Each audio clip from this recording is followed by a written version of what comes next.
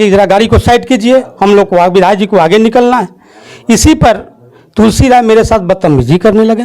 तुम कौन होते हो हमरे गाड़ी से साइड मांगने वाला है? धरो उनके साथ दो चार आदमी था, हमरा लोग कलर तलर धरने लगा, साला माधर चोद गाली गलौज करने लगा, मेरे साथ जातीय सूचक शब्द का प्रयोग किया। आपके साथ में गाली गलौज तक किया गया? जी सर, बिल्कुल गाली गलौज किया गया। गाली गलौज के बाद हमको बहुत ज़्यादा अपमानित किया गया, मेरा स्वाभिमान खतरे में था।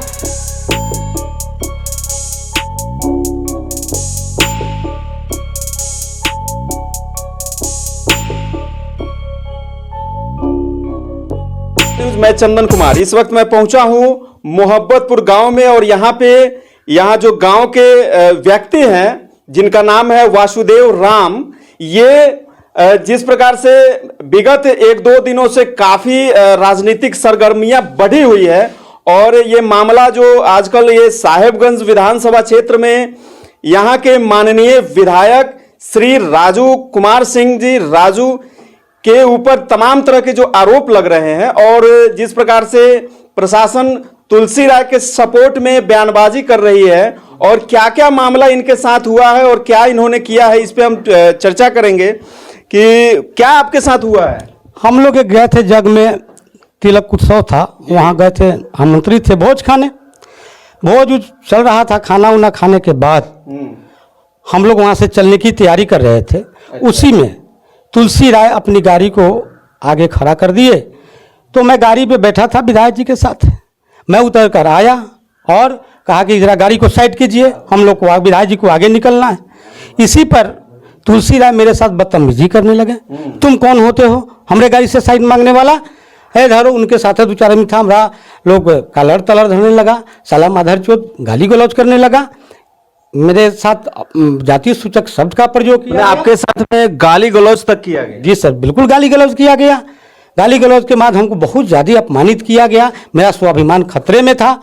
तो मैं इस घटना को लेकर स्थानीय थाना पहुंचा, तो यहाँ का थानेदार कहा कि इसे एफआईआर तुम्हारा नहीं होगा, अब जहाँ जाना है जाइए।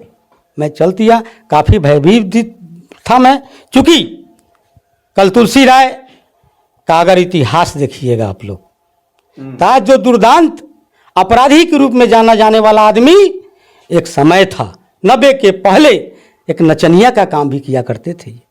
नचनिया भी, नाच के नचनिया भी? बिल्कुल। तो इनको नेता किसने बनाया? देखिए, नेता तो कभी नहीं थे, ये कभी के नेता नहीं है। किसी जमाने में पेशे से नचनिया थे। 90 में जब माननीय पूर्व मंत्री रामविचार जी दिवंगत हैं, उसके बाद वे अपना इसको खुलेआम अपराधी घोषित करके इस क्षेत्र में, मतलब कि रामविचार राय जी ही इनको अपराधी घोषित किया, इनके कुकर्मों को, इनके जिस प्रकार से समाज में दबे कुचले दलित लोगों को जिस प्रकार से ये सताते थे, तो उनको उन्होंने कुख्यात अपराधी तक करार दिया, और इसमें उनको कई प्रकार से सजा भी मिली, और वो यहाँ समाज में कई बार जो है नशा करते हुए पकड़े गए, उनको थाना में कई प्रकार तमाम तरह के आपराधिक मामलों में भी ये लिप्त है, और इनके ऊपर धारा भी चल रही है, जैसा कि यहाँ के ग्रामीण लोग बता रहे हैं। बिल्कुल सही आप ग्रामीण लोग बता रहे हैं। एक जमाना था कि मैंने कहा आपको कि देवरिया या देवरिया के इर्द गिर्द 20 किलोमीटर में अच्छा तुलसी राय का वह दहशत था कि यहाँ का व्यवसायी, मजदूर, सामान्य जीवन जीने वाले लोग भी इसके दहशत का शिकार हुआ करते थे, और किससे कब किसके बेटा को उठा लिया जाए, किससे लाख 2 लाख 50 लाख रुपया रंगदारी मांग दिया जाए, ये इन लोगों का पेशा रहा है। और 90 से लेकर 2000 का जो पीरियड था, ये अपराध के क्षेत्र में आए, एक कुख्यात अपराधी बने, और कुख्यात अपराधी बनकर अपने आपराधिक इतिहास से लोगों को दहशत में डाला। और उसके पहले जाइएगा तो मैंने बहुत छोटा चीज़ को बार बार नहीं कहना चाहता हूँ, अब नचनिया को कई एक सार बार कहा जाए, क्योंकि अब जानिए गए हैं कि नाच के दुनिया से निकलकर अपराध जगत में आए, और आज अपने को नेता कहते हैं। साहब, इस साहेबगंज के आम की सुरक्षा को असुरक्षित करने का काम ये तुलसी राय ने किया, और आज नेता बनने आया है। अगर इस साहेबगंज के लोगों को मान और सम्मान मिला है, और स्वतंत्र जिंदगी जीने का अगर अधिकार मिला है तो यहाँ के स्थानीय विधायक राजू सिंह का देन है कि आज चाहे वह व्यवसायिक हो, मजदूर हो, किसान हो, सब्जी बेचने वाला हो, आज स्वतंत्र सब्जी बेच रहा है। एक जमाना था कि इसके भय से देवरिया का बाजार 4 बजे बंद हुआ करता था। देवरिया के व्यवसायिक 4 साढ़े 4 बजे अपना शटर गिराकर अपने घर में पैक हो जाते थे कि कब उसकी चिट्ठी रंगदारी का आ जाएगा। यह स्थिति था देवरिया के इर्द गिर्द के तमाम बाजारों का। मतलब आम आवाम से लेकर तमाम व्यवसायिक इनसे डरे सर। बिल्कुल, हत्या तो आम बात बन गई थी। एक था भगत जी खाद व्यवसायिक, वो दुकान खाद बेचता था देवरिया मध्य विद्यालय देवरिया के सामने। उसकी हत्या इन्हीं का देन था। जो निर्दोष था, आंख से अंधा था, उसको मार दिया सिर्फ रुपया लेने के अभाव। तो इतिहास आज भी 20 आपराधिक इतिहास है तुलसी राय का। बेगूसराय में कहीं ट्रक का तेल काट लेना, किसी की हत्या कर देना, कहीं डकैती करवा देना कर देना, ये इतिहास है इनका। अच्छा, जो मुकुंदपुर गांव में जो पंडित जी के दरवाजे पे जिस प्रकार से मामला हुआ, और ये एक तरह से ये जो पारू थाने में उन्होंने आवेदन दिया, उनका बयान आया जो मैंने लिया था कि हमको बोरा में बंद करके राजू सिंह ने कहा कि इसको गंगडक नदी में फेंक देना है, मार देना है, और वहां पे तमाम समर्थक लोग उनकी पिटाई किए। इस पे उन्होंने सीधा कोर्ट में जाकर के एप्लीकेशन दिया, और वहां एसएसपी का जो बयान आया है, एसएसपी राकेश कुमार का, कि राजू सिंह जो है वो फरार चल रहा है, उनके किमार और उनके घर को कुर्की जब्त किया जाएगा, अगर वो नहीं गिरफ्तारी देते हैं तो उनके सारे चीजों को नोच दिया जाएगा। इसको आप किस नजर से देखते? देखा जाए, शासन और सत्ता जो होता है ना, वो बहुत मजबूत चीज होता है। आज माननीय विधायक राजू कुमार सिंह राजू जी के कुर्की जब्ती के द्वारा एसएसपी साहब का कहना है कि खिड़की की बार खोल लेंगे, तो मैं पूछना चाहता हूं कि साहेबगंज बुजदिलों का विधानसभा क्षेत्र नहीं है। जिस दिन माननीय विधायक राजू सिंह के साथ प्रशासन यदि ज्यादा जाति किया तो साहेबगंज विधानसभा का एक एक बच्चा, एक एक लोग सड़क पर उतरेंगे और प्रशासन से मुकाबला करने के बाद माननीय विधायक के कैंपस में प्रशासन को घुसना पड़ेगा।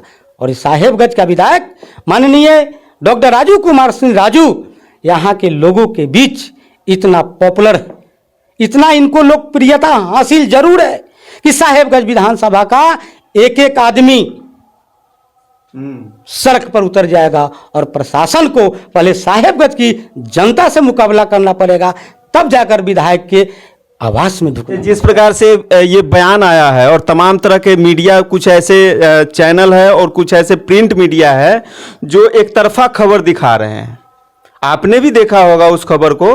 तो जिस प्रकार से ये बिना संज्ञान लिए हुए जिस प्रकार से ये स्टेटमेंट आया है और एक तरफा जो कार्रवाई की जा रही है और एक अपराधी को सह देने की बात हो रही है, हालांकि जो ये तुलसी राय है एक तमाम आपराधिक मामलों में संलिप्त रहे हैं, यहाँ पे लोगों में खासा दहशत रहा है।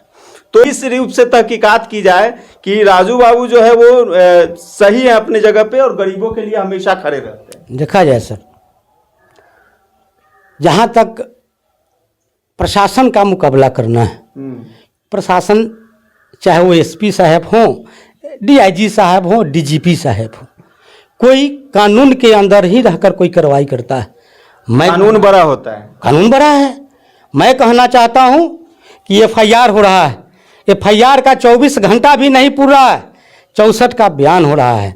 आप किसी के यहाँ रेड कर रहे हो तो ये गैर कानूनी चीज है। जब तक प्रथम दृष्टिया में एफआईआर यह साबित नहीं हो जा रहा है कि दोषी कौन है, तब तक आप किसी के आवास पर नहीं जा रहे हैं।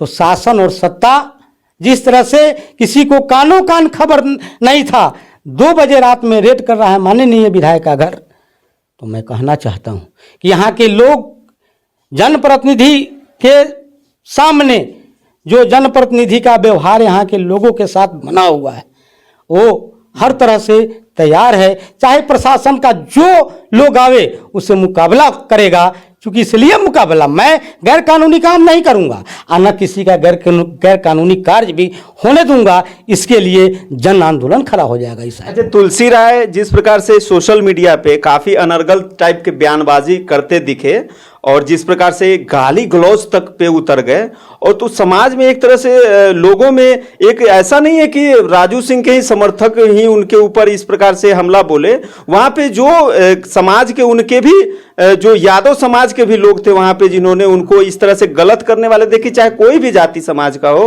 वो गलत का साथ नहीं देता है, अच्छे लोग तो साथ नहीं देते हैं, तो उनको इस तरह से किया। तो राजू सिंह ने उनको उठाकर एक प्रोटेक्शन के लिए, जैसा कि उनका बयान आया है कि मैंने बचाने के लिए अपने कोल्ड स्टोरेज पिलाया, क्योंकि वहां पे पब्लिक मोमेंट्स ऐसा बन रहा था कि कुछ भी हो सकता था प्रिय घटना, मैंने उनको बचाने के लिए यहाँ लाया। और वे फिर डीएसपी साहब से भी उनकी बात हुई, बोले कि किसी प्रकार की मुझे कोई नहीं, मैं अपनी इच्छा से आया हूं। फिर इस मामले को इस प्रकार से तूल कैसे दिया जा रहा है? और इस तमाम देखा जाए थोड़ा सा पीछे के इतिहास में जाइएगा, देखिए यहाँ के सम्मानित मुखिया थे अमर भगत जी, उनकी भी हत्या पारू में की गई थी, और उस हत्या का आरोप यही लोग, उसमें तुलसी राय का भी षड्यंत्र था। हत्या कहीं ना कहीं से वो तुलसी राय के द्वारा हुआ हो या तुलसी राय के लोगों के द्वारा अमर भगत की हत्या हुई, और उस हत्या का आरोप सीधे माननीय विधायक पर लगा था। लेकिन प्रशासन दूध का दूध और पानी का पानी किया, उसमें कहीं ना कहीं पुलिस ने रिपोर्ट जरूर किया कि हत्या में कहीं तुलसी राय निश्चित रूप से संलग्न है। तो वहां जहां चूंकि ये बात कोई भी सम्मानित जो सामाजिक कार्यकर्ता हो, सम्मानित नेता हो, वह बदनामी से निश्चित रूप से बचना चाहेगा। और क्योंकि ये सम्मानित विधायक डॉक्टर राजू कुमार सिंह राजू जी, उसी क्योंकि पुनः अगर वहां जनमानस तुलसी राय को मार देता, आदमी थप्पड़ के मार से भी मर जाता है, यदि मार देता तो पुनः उस हत्या का आरोप किस पर जाता?